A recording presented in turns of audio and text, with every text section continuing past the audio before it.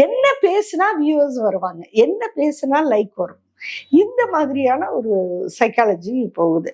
நான் முதல்ல பார்க்கறது வந்து இந்த ஒரு நவீன யுகத்தினுடைய சிக்கல்களா இது இருக்குது. இது இப்ப விஜய் ஃபேக்டர்ல மட்டும் இல்லைங்க, இந்த பிரச்சனை வந்து நிறைய வடிவங்கள்ல இருக்குது, நிறைய விஷயங்கள்ல இருக்கு. நம்ம இப்ப அதை பத்தி எல்லாம் பேசலாம். இப்ப இந்த இதை மட்டும் நம்ம பேசுறோம். அப்ப இதுலயும் இது எல்லாமே ரோல் பிளே பண்ணுது.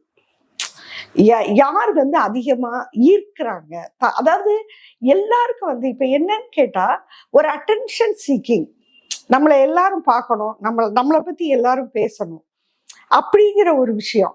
இது பொதுவாவே வந்து ஒரு சொசைட்டில ஆதிக்கத்துல இருக்கிறாங்கல்ல, அவங்களுக்கு இந்த கிரேவிங் இருக்காது.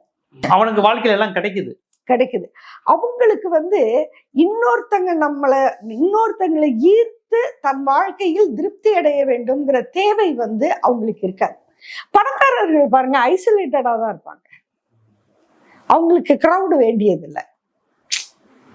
அவங்களுக்கு வந்து ஏன்னா அவங்க கிட்ட அவங்க நினைக்கிற எல்லாத்தையும் அவங்களால பெற முடியுது.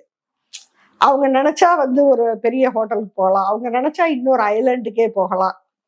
அவங்களுக்கு ரசிக்கிறதுக்கும் அடைகிறதுக்கும் பெரிய பெரிய விஷயங்கள் அவங்களுக்கு இருக்கு. அவங்க இதை தேடுறது இல்லை. ஆனா சாதாரண மக்களுக்கு இது மிகப்பெரிய உற்சாகத்தை தருது. அவங்களுக்கு இது ஒரு தேவையாக மாறுது.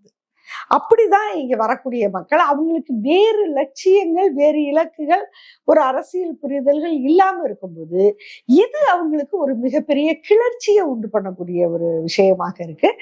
அதனுடைய எக்ஸ்ட்ரீமுக்கு அவங்க போய்கிட்டே இருக்காங்க.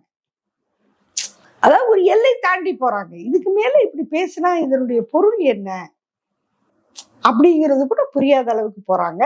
இதுல வந்து என்னன்னு கேட்டா, நான் கவனித்த வரையில இப்படி பேசுற பெண்கள் படித்த பெண்களாவும் இருக்கிறாங்க. படித்த பெண்கள், திருமணமான பெண்கள், குழந்தை இருக்கிற பெண்கள், வேலைக்கு போற பெண்கள்.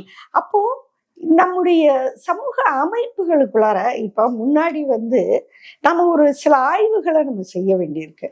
முன்னாடி வந்து இப்ப இந்த ஃபேமிலி யூனிட், குடும்பம்ங்கிற அமைப்பு வந்து ஒரு அடிப்படை அழகா இருந்தது. அது வந்து ஒரு ஆண் தலைமையில இறுக்கமான கட்டுக்கோப்புக்குள்ளார இருந்தது. அதுல வந்து நம்ம நிறைய பிரச்சனைகளை நம்ம முன்வைக்கிறோம். அதை தளர்த்தணும், அது மாறி வரணும் அப்படிங்கிற ஒரு பாத்துல நம்ம இருக்கிறோம். அந்த பாதையில டிரான்சிஷன் பீரியட்ல நம்ம இருக்கிறோம்.